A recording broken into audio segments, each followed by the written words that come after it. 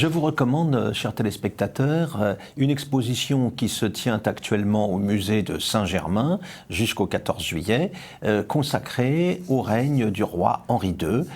Pourquoi? Bien parce que c'est le 500e anniversaire de sa naissance en 1519. Alors Henri II, dans la mémoire nationale, dans notre imaginaire historique, il a été un petit peu éclipsé, d'abord par son père, le flamboyant François Ier, et puis également par les deux femmes qui ont dominé sa vie.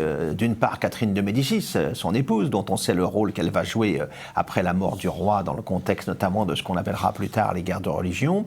Et puis également, bien sûr, sa somptueuse favorite, Diane de Poitiers. Mais Henri II n'en est pas moins un souverain extrêmement intéressant. D'abord parce qu'il correspond pour la France à ce que l'on a appelé le beau XVIe siècle, à l'époque où elle tient tête victorieusement aux Habsbourg, à l'époque où la Renaissance française atteint sa maturité en oubliant un petit peu ses origines exclusivement italiennes, à l'époque où une noblesse valeureuse s'illustrait sur tous les champs de bataille d'Europe, à l'époque où tout simplement le royaume capétien était le plus riche et le plus peuplé du continent. Tout cela, évidemment, va trouver son terme avec la mort accidentelle du roi au cours d'un tournoi en 1559. Et ce sera le début, évidemment, d'une période de troubles qui durera une trentaine d'années avant que ne soit restaurée la situation par la grâce du roi Henri IV. Alors, le futur Henri II, il est né en 1519, donc. Il est le deuxième fils de François Ier et de Claude de France. Il a un aîné, François, un cadet, Charles. Et pendant ses premières années, il vit en fait dans l'ombre de son grand frère, qui théoriquement doit succéder à François Ier. Il est éprouvé dans sa jeunesse par deux événements. D'abord en 1524, la mort de sa mère. Et puis ensuite, entre 1526 et 1530, sa détention en Espagne. En effet, François Ier a été fait prisonnier à Pavie, comme on le sait, en 1525. Et quand il a traité avec Charles Quint lors du traité de Madrid l'année suivante, il a dû laisser ses deux fils en otage à Charles Quint. Et les deux garçons, eh bien, ils vont rester prisonniers pendant 4 ans dans l'austère forteresse de Pedraza de la Sierra. Ils ont à l'époque 8 et 7 ans. Ce qui est évidemment bien jeune pour supporter une telle épreuve. Il va ensuite, le jeune Henri, épouser à 14 ans, en 1533, la nièce du pape, Catherine de Médicis, qui lui donnera 10 enfants. Ce jeune homme va ensuite faire ses premières armes, comme il sied à tout prince, aux côtés du connétable Anne de Montmorency, sur divers champs de bataille, en Picardie, dans le Piémont, sur la frontière du Roussillon. Et puis, en 1536, la mort de son frère aîné, le dauphin, va faire de lui, en fait, l'héritier du trône. Et puis en 1547, c'est la mort de son père François Ier et Henri devient à ce moment-là roi de France. Alors qu'il a été longtemps tenu à l'écart par le clan de la duchesse d'Étampes, la favorite de son père, il va remettre un petit peu d'ordre dans tout cela, placer des gens qui lui sont proches aux postes importants. Ce sont les Guise, ce sont les Montmorency, ce sont des personnages comme Odette Chatillon ou Gaspard de Coligny qui seront ensuite à la tête de la dissidence protestante. Et puis surtout, il va combler de ses faveurs sa maîtresse, Diane de Poitiers, qui est sa maîtresse depuis qu'il a l'âge de 18 ans et à qui il restera fidèle jusqu'à sa mort. Une maîtresse dont il était entièrement le sujet et l'esclave, selon un observateur étranger à la cour de France. Dotée de la baronnie d'Ivry, duchesse de Valentinois, mécène de Ronsard ou d'artistes comme l'architecte Philibert Delorme ou le sculpteur Jean Goujon, évidemment, Diane de Poitiers va marquer profondément toute la séquence du règne d'Henri II. Mais le souverain va se consacrer aussi au renforcement de l'appareil de l'État, en établissant une centralisation plus poussée notamment. Il va créer des secrétaires d'État qui sont à l'origine des futurs intendants. Il va également améliorer le rendement de l'impôt. Il va, sur le plan de la justice, créer de nouveaux tribunaux, les présidiaux, donc une œuvre administrative qui n'est pas négligeable et qui vient compléter celle déjà engagée par son père. Alors sur le plan international, le royaume est en paix en 1547 à la mort de François Ier, pas pour longtemps, car l'horizon italien demeure évidemment pour la politique étrangère de la monarchie des Valois. En effet, les souverains français pensent avoir des droits sur le royaume de Naples, ça remonte à l'époque de la dynastie angevine. Ils pensent avoir des droits également sur le Milanais, du fait du mariage au début du XVe siècle entre Louis d'Orléans et Valentine Visconti. Tout cela a légitimé les prétentions déjà de Charles VIII et de Louis XII auparavant, et tout cela demeure quand Henri II arrive sur le trône. En plus, il est encouragé dans le sens de cette politique italienne par la reine Catherine, elle-même d'origine italienne. Il est poussé par les Guises, soucieux d'une grande politique de prestige. Et puis il y a également un certain nombre de principautés ou de villes en Italie qui comptent sur le roi de France pour faire face aux ambitions soit de l'Empire, soit du pape. Alors tout cela évidemment aura un coût, une politique extrêmement chère en quelque sorte pour les finances royales, avec à la clé des révoltes antifiscales, notamment en Guyenne en 1548. Quand on veut instaurer la grande gabelle, renforcer l'impôt sur le sel dans cette région, il y aura des révoltes, il faudra que le connétable de Montmorency aille les écraser. Mais Henri remporte quand même quelques succès dans ses entreprises étrangères. En 1550, c'est ainsi qu'il reprend Boulogne aux Anglais. Il renforce l'alliance traditionnelle, la vieille alliance entre l'Écosse et la monarchie française, contre le roi d'Angleterre Édouard VI. C'est dans ce contexte que Marie Stuart est mariée au dauphin François. Marie Stuart arrivée à la cour de France dès 1548.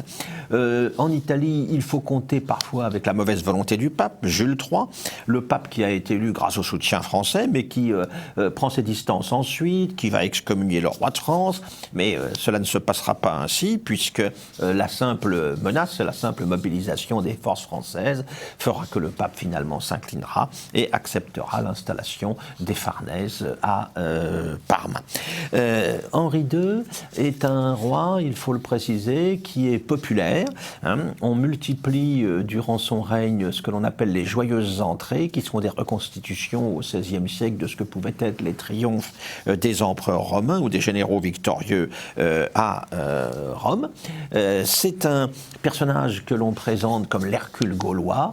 Les hagiographes du souverain l'identifient à l'un des héros de l'expédition des Argonautes. Il y a de grandes liturgies d'État donc qui sont mises en œuvre à l'époque, dans le cadre desquelles les poètes, d'ailleurs, Ronsard, Du Bellay, exaltent la gloire du prince. Mais celui-ci reste avant tout un roi de guerre, pour reprendre une expression qui s'imposera ensuite au XVIIe siècle.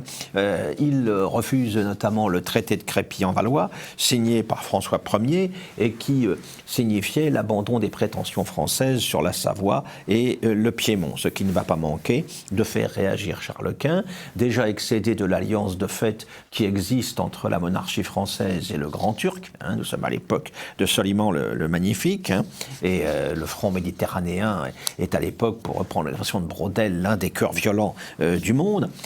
Un Charles Quint excédé également par l'alliance du roi de France, pourtant le souverain de la fille aînée de l'Église, avec les princes protestants allemands rebellés contre son autorité. C'est le traité de Chambord, conclu avec les princes de la Ligue de Smalkalde, et même si Charles Quint va réussir à vaincre ceux-ci en 1547 à la bataille de Mühlberg, eh bien, tout cela, évidemment, ne facilite pas les relations avec le royaume rival des Valois. La guerre reprend en 1552. Henri II pousse son avantage en Lorraine, s'empare des 3 évêchés de Metz, Toul et Verdun. Puis il doit se replier. Le duc d'Albe, pour le compte de Charles Quint, va tenter vainement de reprendre Metz, glorieusement défendu par François, le duc de Guise. Et puis, en revanche, les impériaux vont réussir à s'emparer en Artois de Thérouanne et d'Hesdin, alors que les Français réussissent, dans un premier temps tout du moins, à protéger leurs amis siennois en Italie et à s'emparer même de la Corse. Les choses cependant se gâtent avec la mort du jeune roi d'Angleterre, Édouard VI. En effet, la catholique Marie Tudor va épouser le roi d'Espagne, Philippe II, ce qui va renforcer le chemin de ronde espagnol, pour reprendre l'expression du temps, qui entoure en fait la France à un moment où les Habsbourg, maîtres de l'Empire et maîtres de l'Espagne et de ses immenses ressources, constituent la menace majeure. Alors pendant un temps, les forces réussissent à s'équilibrer. En Italie, Sienne est toutefois perdue malgré la belle résistance d'un Montluc, et les Français occupent le marquisat de Montferrat pour compenser cet échec. Finalement, en 1556, après l'abdication de Charles Quint, une trêve est conclue à Vaucelles avec son successeur Philippe II, trêve rompue par les Français qui vont soutenir le pape Paul IV, hostile à l'empereur et menacé par les troupes du duc d'Albe. Alors, la guerre donc reprend. Une tentative d'expédition en direction de Naples confiée au duc de Guise aboutit à un échec. Et puis surtout, le 30 août 1557, à la tête des troupes espagnoles, Emmanuel Philibert de Savoie va remporter à Saint-Quentin une grande victoire contre les troupes françaises. Le connétable de Montmorency est même fait prisonnier à cette occasion. Alors cette défaite très importante va être en partie compensée par la reprise de Calais par le duc de Guise. Calais, qui était anglaise depuis 1347, retombe entre les mains des Français à ce moment. Mais ces luttes entre les deux grandes monarchies européennes vont finir par s'apaiser. En avril 1559, on conclut la paix de Cateau-Cambrésis. Alors la France renonce à Naples, renonce à Milan, renonce au Piémont, renonce à la Corse. De manière générale, et pour résumer, c'est la fin de l'illusion italienne, c'est la fin du mirage italien. Il y a un changement géopolitique majeur qui s'opère alors. Les ambitions dynastiques du roi de France au-delà des Alpes vont être abandonnées et au contraire, la priorité va maintenant être donnée à la marche vers le Rhin. Les Français se voient reconnaître la possession des 3 évêchés de Metz, Toul et Verdun, et ne garde au-delà des Alpes que quelques positions avancées, comme Salus, Pignerol ou Turin, et encore à titre temporaire. On va sceller cette paix avec des mariages. C'est courant, notamment chez les Habsbourg. Philippe II va épouser la fille aînée d'Henri, Élisabeth, et puis la sœur du roi Marguerite va épouser Emmanuel Philibert de Savoie, et on pense ainsi garantir une paix durable. Le résultat, c'est qu'on a une noblesse déçue quand même, parce qu'elle a perdu son terrain de jeu italien où elle allait s'illustrer depuis plusieurs décennies. Mais il y a aussi un point important à signaler, c'est l'état des finances qui ne sont guère brillantes, étant donné les immenses dépenses que suscitaient ces campagnes à répétition au-delà des Alpes. Et puis il y a aussi le fait que la déchirure religieuse du royaume s'accroît. Le royaume commence à être touché par la réforme protestante dès le règne de François Ier, et les choses se confirment sous le règne d'Henri II, qui veut absolument maintenir l'unité religieuse du royaume de France, à un moment où la réforme commence à gagner un certain nombre de hauts personnages. On voit un prince du sang, par exemple, comme Antoine de Bourbon, se convertir au calvinisme. Donc une source d'inquiétude certaine pour Henri II. À l'été de 1558, le roi est visé par une tentative d'attentat. On s'empresse d'exécuter très rapidement Caboche, celui qui en était le responsable, ce qui fait qu'on a pu évoquer la possibilité d'un complot venant d'une faction protestante, ce qui évidemment n'arrange guère les choses. C'est l'époque où les protestants tiennent un premier synode clandestin à Paris. C'est l'époque où l'édit royal d'Écouen va durcir la répression contre les réformés. Et puis, c'est dans ce contexte que va intervenir le tournoi fatal, au cours duquel le roi va trouver la mort. Hélas, il fut oxy de l'éclat d'une lance, lui qui en guerre était d'indomptable vaillance, nous dira Ronsard. Le 30 juin 1559, en effet, il est blessé. La lance de son adversaire, le comte de Montgomery, un capitaine de sa garde écossaise, traverse son casque et pénètre l'œil. Et après plusieurs heures d'agonie et de souffrance, le roi va finir par mourir, donc le 10 juillet 1559. À l'époque, François II, son successeur, n'a que 15 ans, il va mourir 8 mois plus tard, puis Charles IX et ensuite Henri III lui succéderont. On le sait, cette séquence des derniers Valois, marquée par la personnalité majeure de Catherine de Médicis, va correspondre à ce qu'on appellera les guerres de religion, le temps des troubles, période de guerre civile. Il y en eut 8 en fait sur une trentaine d'années qui vont affaiblir et ensanglanter le royaume. Catherine de Médicis va devoir faire face à cette situation avec les difficultés que l'on sait. Il faudra encore une fois l'intervention du roi réconciliateur Henri IV pour rétablir les choses après cette période extrêmement troublée. Mais avant cet orage, avant ce temps des troubles, le règne d'Henri II a pu apparaître comme une période faste et dans sa Princesse de Clèves, Madame de La Fayette pouvait écrire « La magnificence et la galanterie n'ont jamais paru en France avec autant d'éclat que dans les dernières années du règne d'Henri II. »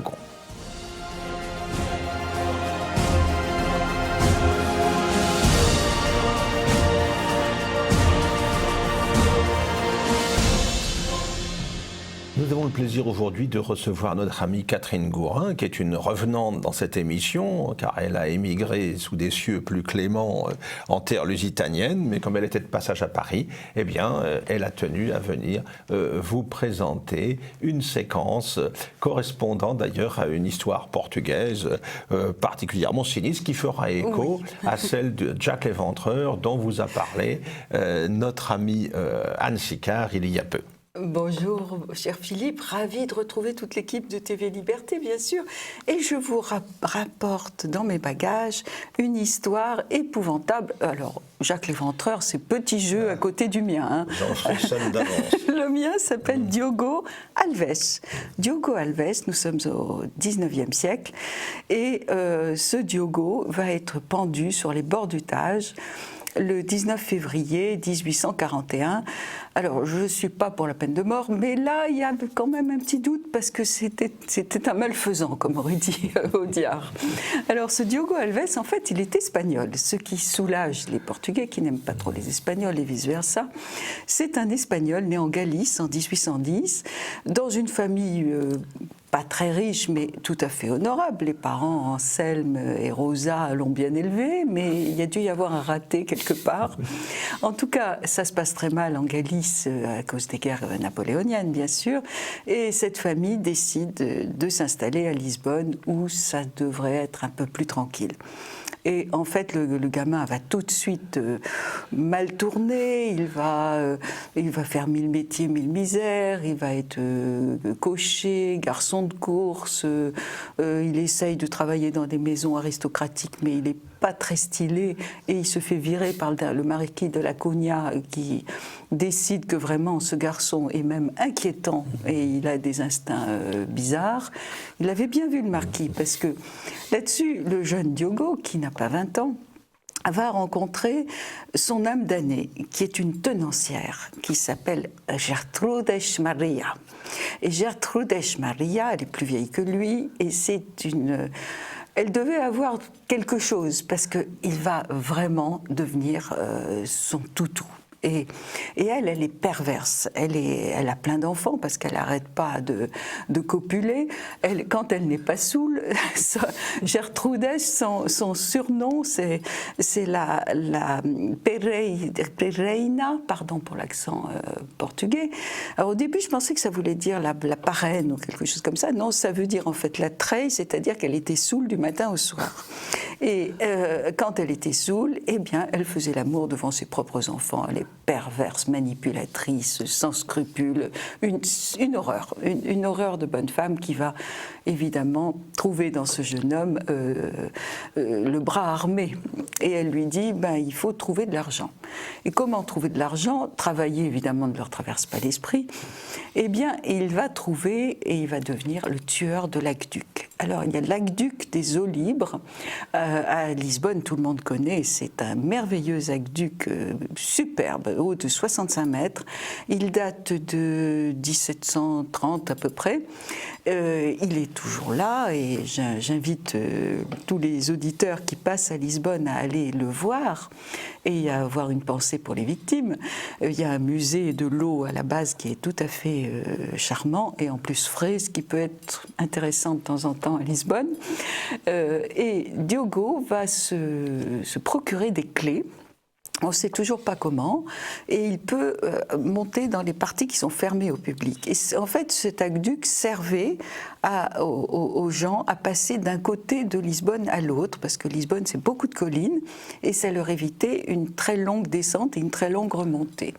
Oui, mais là, il va se tapir en fin de journée, attaquer les gens qui reviennent avec pas mal d'argent, d'avoir fait des affaires sur le port de Lisbonne. Et il les attaque, il leur vole leur bourse et il les jette de 65 mètres de haut. Évidemment, pas de survivants. Alors la police, au début, dit c'est un suicide, les temps sont durs, non, premier suicide, deuxième suicide, etc. Il va falloir quand même attendre 76 victimes pour que la police se dise tout compte fait, c'est peut-être pas un suicide et tout ça. Et qu'est-ce qu'ils vont faire? Ils vont simplement fermer l'aqueduc au passage. Et on n'arrête pas Diogo qui continue ses horreurs. Alors il a trouvé une autre façon de faire. Il se met en rapport avec des valets de chambre ripoux qui lui indiquent les bons coups à faire. Et donc il les fait rentrer dans les maisons et là il étrangle les gens et il vole les économies. Et puis dans sa bande, parce qu'il a une bande tout à fait terrifiante, outre Gertrudes, la Pereira, il a un qui s'appelle Antonio Martins, qui a un cousin qui est justement valet de chambre de dernier ordre. Il allait se faire virer de toute façon. Et ce Manuel Alves, qui est le même nom que Diogo Alves, mais ça n'a rien à voir, ils s'appellent tous pareil, lui dit c'est un docteur très riche, très aimé, qui est très connu dans le Chiado, et il a sûrement de l'or dans sa maison. Qu'à cela ne tienne, toute la bande se cache dans la chambre de Manuel Alves et le médecin n'est pas là. Pas de chance, il n'est pas là, mais il y a sa femme, Maria, et 3 enfants. Comment elle s'appelait? Il y avait Vicencia, il y avait Emilia et le fils qui était un jeune officier de marine. Eh bien, la troupe de Diogo va tomber sur ces pauvres gens qui sont en train de dîner. Ils vont les massacrer. Alors, petit détail, à coups de fourchette et puis à coups de crosse de pistolet.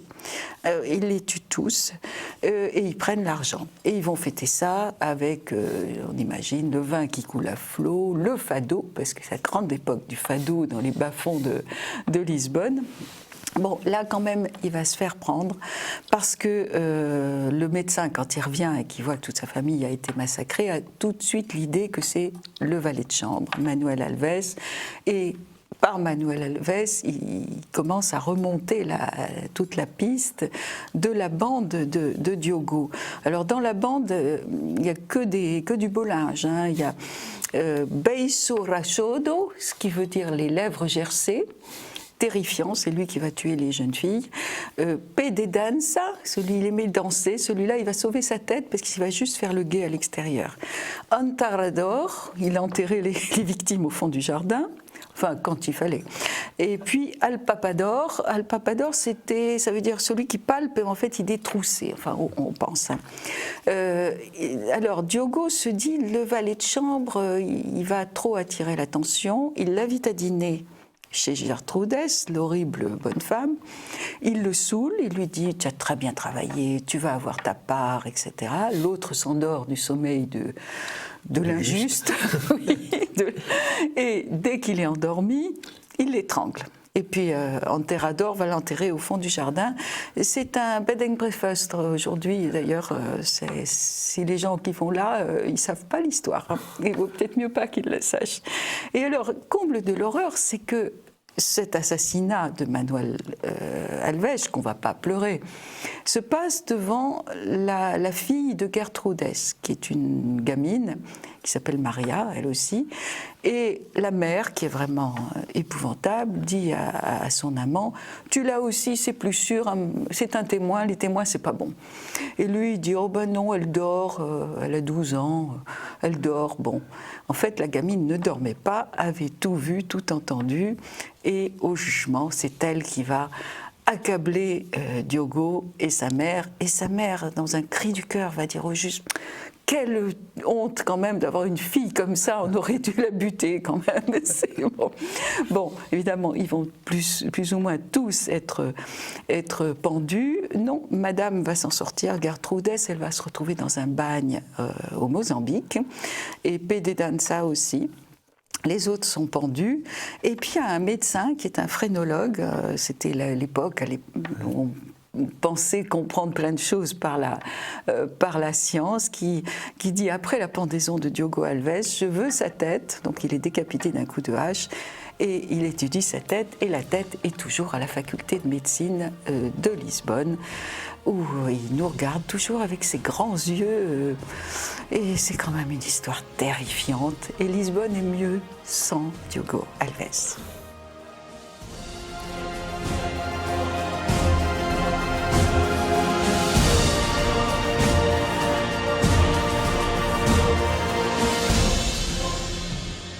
Chers auditeurs, c'est une émission un petit peu originale que je vous propose aujourd'hui. Nous n'allons pas raconter une séquence particulière de l'histoire, un épisode parmi d'autres. Nous allons consacrer notre émission au patrimoine. En effet, nous allons parler d'un château qui se trouve en Normandie, le château de Fontaine-Henri, peu connu malheureusement du grand public, mais qui à beaucoup d'égards apparaît un petit peu comme un château de la Loire exilé en Normandie. Et pour évoquer ce monument, eh bien, j'accueille le marquis d'Oliançon, qui est son propriétaire, et puis également notre ami Henri Josserand, qui est le président de l'association des amis du château de Fontaine-Henri, un château qui mérite d'ailleurs d'en avoir beaucoup d'amis, étant donné la qualité de ce monument. Alors, Fontaine-Henri, nous allons d'abord en évoquer l'histoire. Alors, c'est un château c'est une histoire qui commence au Moyen-Âge, et c'est un château qui va connaître des métamorphoses successives pour arriver à l'ensemble que nous connaissons aujourd'hui. Alors, l'histoire connue du château démarre en 1200. Ah oui. Auparavant, il y avait certainement quelque chose, mais on n'est pas documenté à ce sujet-là. C'était la famille de Tilly qui détenait la seigneurie de Fontaine, qui s'est ultérieurement dénommée Fontaine-le-Henri. En mémoire d'un Henri de Tilly, mais il y en a eu plusieurs, donc on ne sait pas lequel. Puis ensuite, ça s'est transmis de génération en génération, chaque génération apportant sa pierre à l'édifice ou modifiant des choses sans plan d'ensemble, de telle sorte qu'on a un château extrêmement complexe, mais qui dégage une harmonie complètement surprenante pour cette espèce d'improvisation permanente dont il a fait l'objet au fur et à mesure des siècles. Et moi-même, je me demande si je ne vais pas agrandir une aile parce que j'ai une salle à manger qui est trop petite. Oui, on aboutit à une synthèse tout à fait étonnante quand on pense aux diverses époques auxquelles correspond un tel monument. Alors, on n'a pas de style roman, mais on a du gothique primitif, avec des salles basses qui sont restées, c'était le rez-de-chaussée du logis seigneurial, un rez-de-chaussée légèrement enterré, mais rez-de-chaussée quand même. On a une chapelle qui est très grande et qui est en gothique primitif, mais qui a été remaniée, ou du moins réaménagée sous François Ier, et puis on a comme ça une succession de styles qui se suivent. On a du gothique un peu plus tardif, on a du gothique flamboyant, on a de la première Renaissance française et le style François Ier, avec des toits qui ont la réputation d'être les plus hauts de France, sur un pavillon construit un petit peu tardivement, sur un châtelet érigé à la fin de la guerre de Cent Ans et qui avait remplacé la grande salle qui, elle, a disparu. Vous voyez, c'est des remaniements permanents. Mais on arrive à un ensemble qui est réputé pour sa silhouette. On est étonné par l'harmonie à laquelle on arrive finalement. C'est quelque chose d'un peu. On évoque tous ces ajouts successifs. C'est un peu miraculeux, mais le dernier intervenant est un architecte réputé qui s'appelle Blaise le Prêtre, c'est sous François Ier, et dans le fond c'est à lui que l'on doit d'avoir apporté peut-être l'élément qui fait la synthèse harmonieuse de l'ensemble. Cet architecte logeait sur place, tout ce qui a été fait de beau à Caen sous François Ier a été fait par lui, Blaise le Prêtre, mais un de mes anciens guides qui est maintenant docteur en histoire de l'art a établi une chose qui est assez surprenante, c'est que Blaise le Prêtre est un nom isolé dans l'histoire des arts. On ne sait pas où il s'est formé, on ne sait pas avec qui il a travaillé, ni qui il a formé. Donc il y a des pistes de recherche qui sont ouvertes par la découverte de cette singularité, de ce nom qui se promène dans l'histoire, que l'on connaît, mais qu'on n'arrive pas vraiment à situer. Et là, je voudrais insister sur quelque chose qui, moi, me tient à cœur, c'est-à-dire que le travail que nous faisons à Fontaine-Henri, ou à partir du château de Fontaine-Henri, permet des découvertes, permet des avancées dans la connaissance de certains monuments, de certains styles et de certains courants artistiques. Et je tiens beaucoup à cette activité tournée vers l'avenir des recherches universitaires. Alors oui, je crois d'ailleurs que ce château localisé en Normandie, on lui connaît un certain nombre d'échos, à Caen notamment. Alors l'hôtel d'Escoville à Caen, qui a eu le même architecte, Blaise le Prêtre. Et on pense aussi à la Normandie de cette époque, on pense aussi au château de Gaillon. Alors Gaillon est un peu le château qui donne les références, qui donne le là. Alors Gaillon a subi un peu les horreurs de la guerre, c'est très endommagé. Transformé en prison pendant longtemps. Mais effectivement, on fait toujours, à propos de la période François Ier, on fait toujours référence à Gaillon. En revanche, nous avons, d'ailleurs comme c'est le cas à Gaillon, mais on les voit moins, nous avons des parties beaucoup plus anciennes et qui ne sont pas dénuées d'intérêt pour autant. Alors, il y a une famille aussi dont le nom est lié au château de Fontaine-Henri, c'est la famille d'Harcourt, qui est une famille très importante dans l'histoire de la Normandie. Oui. On ne peut pas passer à côté des d'Harcourt. Là, en l'occurrence, nous sommes dans la branche dite de Beuvron, branche éminemment puissante, riche, et Jean d'Harcourt, je dis bien, Jean d'Harcourt, sous Charles VIII, avait droit à des qualificatifs on ne peut plus flatteurs de la part du souverain, et nous avons un buste de Charles VIII sur la partie gothique flamboyante du château. Ceci étant un espèce de message de Jean d'Harcourt qui, à ce moment-là, n'avait plus beaucoup de terres parce qu'elles avaient été confisquées par les Anglais pendant la guerre de Cent Ans. Et le message, c'est « Moi, Jean d'Harcourt, je n'ai de compte à rendre qu'au roi et à Dieu ». Donc vous avez un buste de Charles VIII sous une croix. Donc tout ça est assez explicite. Alors les d'Harcourt, c'est... D'ailleurs, Fontaine-Henri s'est appelé Fontaine-Harcourt à une certaine période de sa vie. C'est la même famille qui possède le château d'Harcourt, celui dont la Varande disait qu'il était le Versailles normand. Alors, et qui a été c'était le château récemment. Du champ de bataille. C'est le château du champ de bataille. Oui. C'était la même famille, donc. C'était la même famille, pas forcément la même branche. Ça, Et alors, ce château, donc, il va connaître un premier épanouissement, si l'on peut parler ainsi, à l'époque de la Renaissance. Donc, principalement, la guerre de Cent Ans a été une époque assez troublée. Oui, bien sûr, ça c'est inévitable. Surtout que la seigneurie est tombée en quenouille. N'est-ce pas, le dernier seigneur de Tilly est mort sans postérité masculine, donc c'est passé à une fille. Donc c'était un peu troublant, mais justement, cette fille avait épousé Philippe d'Harcourt. Et donc, on a rebondi avec les d'Harcourt. Alors la période de la Renaissance, je ne sais pas si c'est vraiment la période fastueuse, parce que précisément, du moins au début de la Renaissance, il s'agissait de reconstruire des choses, et en particulier, sous Louis XII, on a un bâtiment dit de raccord, le terme n'est pas très joli, qui réunit le logis seigneurial à l'ancien Châtelet devenu ce grand pavillon où l'on a ces toits qui ont la réputation d'être les plus hauts de France, les plus hauts de France, avec 16 mètres de charpente. C'est ça, hein, qui sont caractéristiques de la silhouette générale du monument. Et qui fait penser aussi à la silhouette de Gaillon. Oui, c'est ça, des toits un petit peu comparables. Et on peut penser aussi au château d'Eau, dans Oui. l'Orne, près de Mortain. Et alors, ce château du XVIe siècle, sa vie va continuer ensuite. Il est également occupé, bien entendu, au XVIIe, et c'est aussi, quelque part, un château classique pour une partie. Alors, il y a une façade classique. Une partie des constructions. Et on n'est pas très renseigné sur ce qui a été entrepris à la période classique, avec d'autres familles qui se sont succédées, puisque régulièrement ça tombait en quenouille, selon l'expression consacrée. Donc la période classique n'est pas très documentée en ce qui nous concerne. C'est vers la Révolution qu'on commence à y voir un petit peu plus clair, où l'on a une jeune femme célibataire qui a les droits seigneuriaux, Louise-Marie Henriette de Marguerie de Vassy. C'est une famille qui existe toujours. Et elle va, en fin de compte, rester sur place et en quelque sorte protéger le château, elle-même étant protégée par les villageois.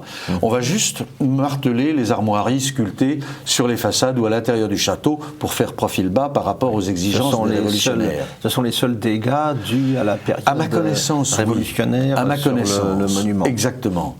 Et elle va transmettre ce château à un parent, un collatéral, qui était Henri de Carbonel de Canizy, qui avait une grande passion pour la peinture, qui était un peintre amateur, et il a fait construire, ou du moins il a réutilisé une galerie qu'il a fait agrandir et que je vais transformer en galerie de Canizy parce que j'ai retrouvé des tableaux de sa main.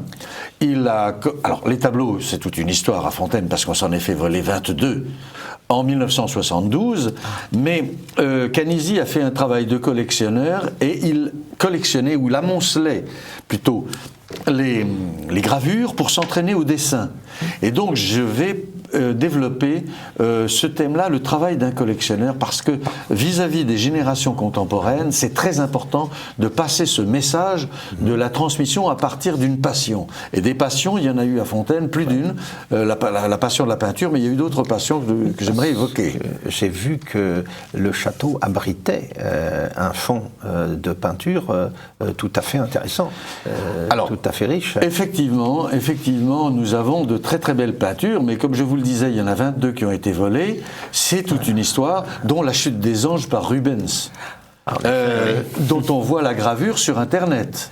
Et cette gravure, je la possède, mais l'original était dans nos murs, et ça a été volé, et c'est toute une histoire, parce que ça s'est produit en 1972. Ma grand-mère était sur place, elle avait 96 ans. Ça l'a tuée.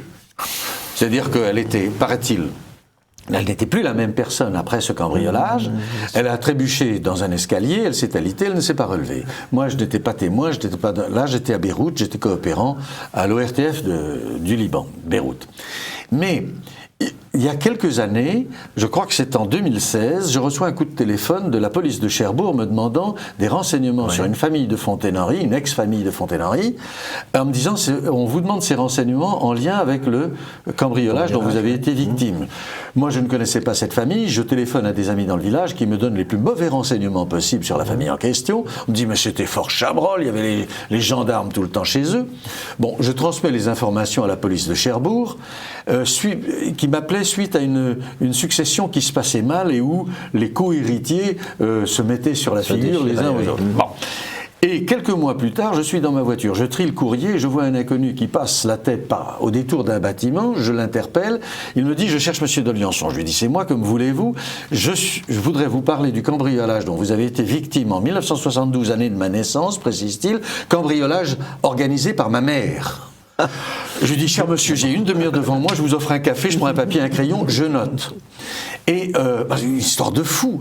Et je lui dis, bon, au final, mais pourquoi est-ce que vous voulez dénoncer votre mère ? Ah, je veux lui faire payer tout ce qu'elle m'a fait subir. Mais qu'est-ce qu'elle vous a fait subir ? Pour vous donner un exemple, elle m'a fait engager dans la Légion, alors que j'étais mineur, j'avais que 16 ans, je paraissais plus, elle a falsifié mes pièces d'identité et elle m'a envoyé m'engager à la Légion. Donc j'en ai assez, etc. Et c'est de ce côté-là qu'il y a une succession qui ne se passe pas bien. Et lui a dit, puisque c'est ça, je vais dire tout ce que je sais.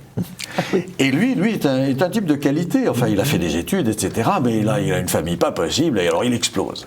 Alors donc, pour le moment, on en est là. Mais vous voyez, des années plus tard, on est en 2016-2017, et c'était au départ en 1972. Les tableaux n'ont pas été retrouvés. Non. Alors, on a des copies ou des originaux par rapport à des copies que l'on voit passer en salle des ventes. Mais enfin, voilà. Oui, quelle histoire, effectivement. Mais je croyais que c'était la même famille qui était restée propriétaire du château sur la très longue durée. Je descends des Tilly et des Darcourt, seigneur originel de Fontaine-Henri, et j'en descends par mon grand-père et par ma grand-mère. D'accord. Donc si vous voyez un côté un peu dégénéré, sachez qu'il y a de la consanguinité. Bon, voilà, on n'échappe pas à son destin. Mais il y a quand même eu des propriétaires qui sont, à certains moments, issus d'autres familles, d'autres lignes. Ce sont d'autres familles, mais qui ont toujours des liens de parenté. Oui, c'est le clan. Et toujours avec ce souci, évidemment, de préserver ce patrimoine, ce patrimoine d'exception. Le souci de préserver le patrimoine, c'est un souci moderne. Autrefois, on le transformait, on l'adaptait, c'était une propriété dont on souhaitait qu'elle vous soit accueillante, agréable, etc. La notion patrimoniale, c'est Michelet, c'est le 19e siècle qui l'a... Alors je vois Henri qui fait la moue. Non, je ne fais pas la moue. J'ai dit simplement que la préoccupation du legs donné par les générations précédentes a toujours existé, même si effectivement on cherchait à l'adapter au moment présent. Fontaine, c'est comme Fontainebleau, c'est la maison des siècles. C'est la maison des siècles, et avec cette particularité d'avoir été toujours chez presque tout le temps dans la même famille ou apparenté. Et ça, c'est exceptionnel. 1000 ans de continuité. C'est presque unique en France, presque unique. Et Fontaine est unique non seulement par l'harmonie qui se dégage du monument, non seulement par les collections qui s'y trouvent, mais aussi par l'esprit qui s'en dégage. Et l'esprit qui s'en dégage du fait du passé, mais aussi du fait de ce qui existe aujourd'hui. Et c'est la raison pour laquelle nous sommes obligés de défendre contre de multiples attaques qui sont celles de différents systèmes, hélas, qui n'ont pas encore très bien compris à quel point c'est indispensable d'avoir ce monument des siècles dans son patrimoine national. Mais il est vrai aussi que la nation n'est pas forcément ce qui préoccupe le plus notre époque. Enfin, pour le moment. Et alors, Fontaine-Henri devient un monument majeur dans notre histoire de l'art ou histoire de l'architecture. À partir de quelle époque est-ce qu'on lui manifeste un intérêt comme monument spécialement signifiant, justement, du fait de son caractère composite, du fait de cette renaissance normande qui n'est pas familière? On pense automatiquement plutôt au château de la Loire. Je pense que très vite, on s'est intéressé à cette architecture atypique, et il existe beaucoup de gravures anciennes qui montrent le château, et d'ailleurs sous une configuration assez différente. Il y a eu des modifications qui avaient été faites au XVIIIe siècle, que l'on découvre sur les gravures anciennes. Vous avez la gare Saint-Lazare, devant les lignes de banlieue, une des verrières, vous savez, les verrières en demi-lune, eh bien, qui représente Fontaine-Henri, et l'image date du XIXe siècle. C'est une des débuts de la photographie, je dirais. C'est très intéressant parce que moi, ça me renseigne sur des bâtiments qui ont existé, qui n'existent plus aujourd'hui, et que l'on voit sur cette image. Cette image-là, est tout à fait originale. Elle est très intéressante. Alors, on la retrouve ailleurs, mais je trouve que c'est étonnant d'avoir ça à la gare Saint-Lazare. Alors, malheureusement, c'est devant les lignes de banlieue et non pas une carte postale de 1900, quoi, qui a servi de modèle. Non, c'est antérieur à 1900. C'est même antérieur. Je pense que c'est antérieur à 1900, oui. Je vois bien ce à quoi vous faites allusion, effectivement. Donc, l'intérêt pour Fontaine-Henri, ça va être principalement donc, à partir du 19e siècle. Au 19e siècle, on commence à redécouvrir le patrimoine. Je citais Michelet, Mérimée, bien sûr. En fait, je faisais un lapsus, d'ailleurs, je pensais à... vous avez dit Michelet, mais en pensant Mérimée. Je pensais à Mérimée, bien sûr, autant pour moi. C'était de la dyslexie. Non, mais du coup, On voit des gravures qui ont un aspect un petit peu romantique d'ailleurs, même avec des personnages qui auraient pu sortir de livres d'Alexandre Dumas. Donc ça porte au rêve. D'ailleurs, quand il neige et que j'évite de rouler dans ma voiture, j'écris des contes et je suis en train de chercher à les faire illustrer pour pouvoir les publier. Dans cet esprit-là. Oui.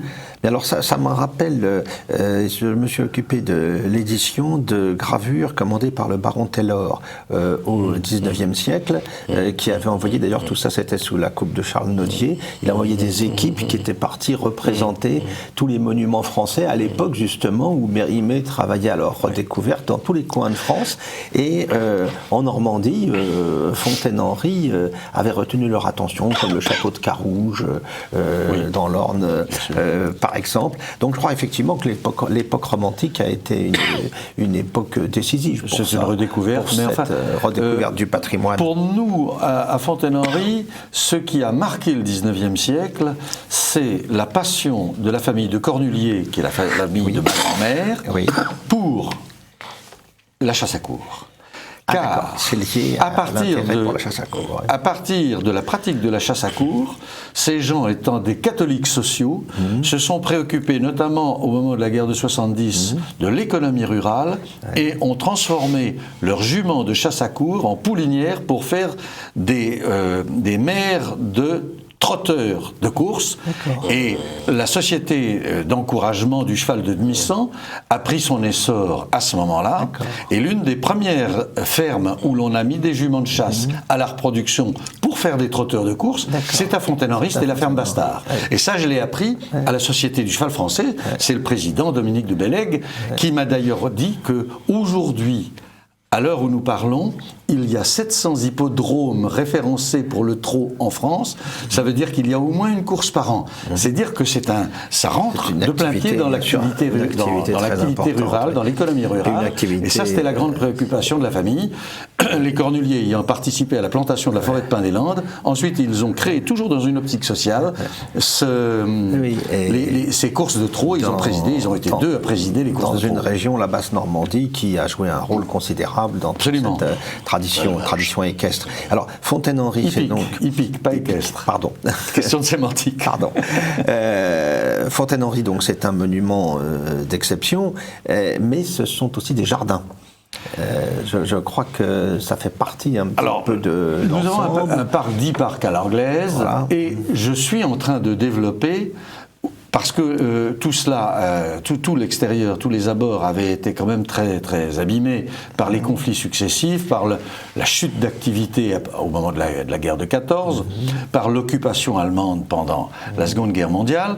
Donc les jardins avaient été laissés un peu à l'abandon. Et comme j'ai une très belle chapelle, qui est dans l'axe de l'église paroissiale, j'ai décidé de la création d'un jardin de type médiéval dans l'axe des deux églises. Un jardin clos. Alors, c'est pas un jardin clos, c'est un jardin de type médiéval avec les différents types de plantes.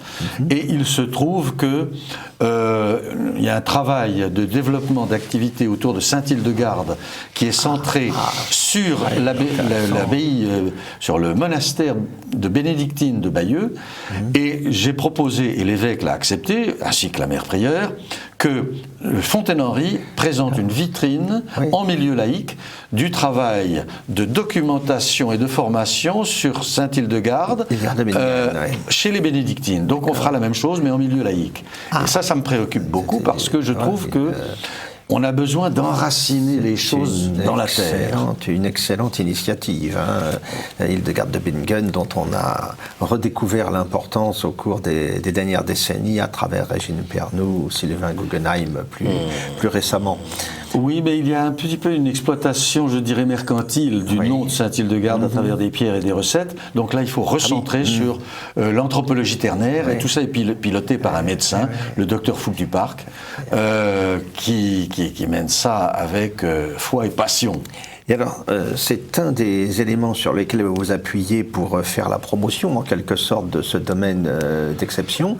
Mais comment aller à Fontaine-Henri? À quelle époque peut-on réaliser les visites? Et je crois que vous avez mis en œuvre aussi une animation particulière autour du château. Nous avons des animations. Voilà. Que pouvez-vous signaler à nos téléspectateurs pour les encourager à prendre la route vers le Calvados? Nous sommes à 10 km au nord-ouest de Caen, en direction de Courseulles-sur-Mer. Donc venant de Paris, c'est l'autoroute A13 et on sort de l'autoroute à moins de 10 km. On prend la direction de Courseulles et nous sommes fléchés. C'est entre Caen et Bayeux. C'est entre Caen et Bayeux, mais surtout entre Caen et Courseulles-sur-Mer. On est très près du secteur canadien du débarquement. C'est ça, oui. Et on va en parler cette année, c'est le 75e anniversaire. Donc on est près du secteur dit Juno Beach. Et nous avons des expositions, souvent en lien avec l'actualité. Et cette année, on va faire une exposition sur un thème peu abordé, c'est les camps d'officiers, les OFLAG, puisque mon père a passé 5 ans à l'OFLAG 17A, celui de la Grande Évasion, et j'ai un cousin germain qui était dans le même OFLAG. Donc on va développer ce thème-là, notamment au mois de juin. Et puis, nous avons aussi des activités destinées plus aux enfants, parce que les enfants amènent les parents et les grands-parents, et dès lors, il m'arrive d'adouber chevalier du château de Fontaine-Henri, des kyrielles d'enfants à qui on met un petit tabard, et j'ai une phrase sacramentelle. Alors évidemment, je prends une lame gainée d'une manière à éviter tout accident, mais je les adoube avec cette phrase « honneur, foi et courage ». Et je le leur dis suffisamment fort pour que ça se grave. On a un métier de transmission. Voilà. Alors on n'a pas les enfants très longtemps entre les mains, mais il faut leur faire passer quelque chose. Il faut exploiter la fascination que peut exercer sur les jeunes imaginations le formidable et magnifique patrimoine dont nous disposons. Il faut faire aimer la France. C'est notre job de châtelain, faire aimer la France et développer des sentiments d'honneur, de foi et de courage. Je crois que vous faites écho à tout le travail que peut accomplir notre ami Philippe de Villiers autour du Puy du Fou. À une plus petite échelle, évidemment. Si on peut multiplier ce genre d'initiatives, et Dieu sait qu'en France, la ressource est là. Si les éoliennes ne nous écrasent pas sous leurs ombres. Oui, c'est sûr. Mais en tout cas, j'espère que cet échange va encourager nos téléspectateurs à prendre la route de la Normandie dans les semaines et les mois qui viennent, alors que la belle saison arrive, pour aller découvrir justement cette merveille normande qui est le château de Fontaine-Henri. Merci à tous les deux. Un monument national. Voilà. Merci à vous. Merci à tous les deux.